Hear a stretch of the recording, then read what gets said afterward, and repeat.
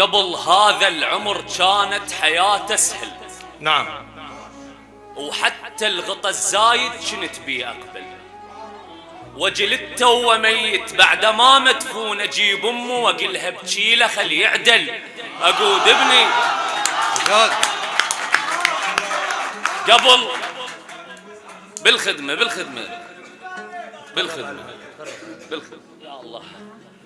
قبل هذا العمر كانت حياته سهل، وحتى الغطى الزايد كنت بيه أقبل، وجلدته وميت بعد ما مدفون أجيب أمه وأقلها بشيله خلي يعدل أقود ابني وأطب للمدرسة وأنساه، وتبدي الذاكرة ترجعني وأتخيل. جميل. بالرحلة الأخيرة قعد كنت مهضوم وأتحدى المعلمة وأطلع الأول. مو بيدي مو بالخدمة. قبل هذا العمر كانت حياته سهل، وحتى الغطى الزايد كنت بيه أقبل، وجلدته وميت بعد ما مدفون أجيب أمه وأقلها بشيله خلي يعدل أقود ابني وأطب للمدرسة وأنساه، وتبدي الذاكرة ترجعني وأتخيل. بالرحلة الأخيرة قعد كنت مهضوم وأتحدى المعلمة وأطلع الأول.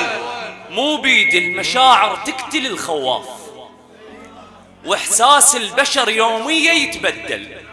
احلى هدومي البسها من اظل بالبيت، افكر لو متت ما اطلع مبهذل. تجي فترة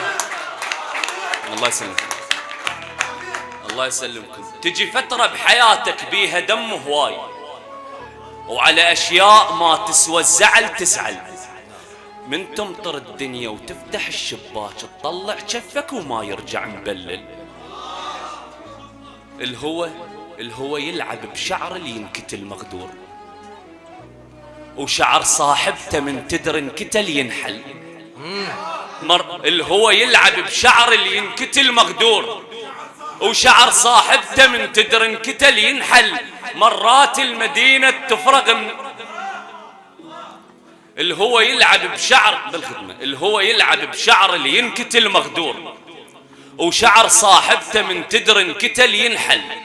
مرات المدينة تفرغ من الناس الغصن مرتين بيها من القلق يذبل.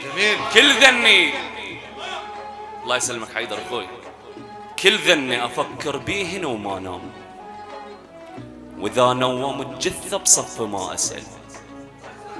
وهذا اكبر تناقض ما تفهم الناس، ينام اللي يعدم وفوق القمر يكمل. ما اتغير الله يسلمك. كل ذني افكر بيهن وما نام، واذا نوم الجثة بصف ما اسأل. وهذا اكبر تناقض ما تفهم الناس، ينام اللي يعدم وفوق القمر يكمل. ما اتغير ابقى شلون ما انعاف، بس الشايل يدوروا له مستقبل. مزاجه وعن نهر بس احس جاي يخون، اقص جفوف وخاف من عطشة توسل. انا ادري شوقت تبرد اعصاب السيف، وبيا مرحلة يعوف اهل المدلل. وما استغرب الما عنده واحد مات، اذا طبل المقابر كل شي ما يندل. سلامتكم.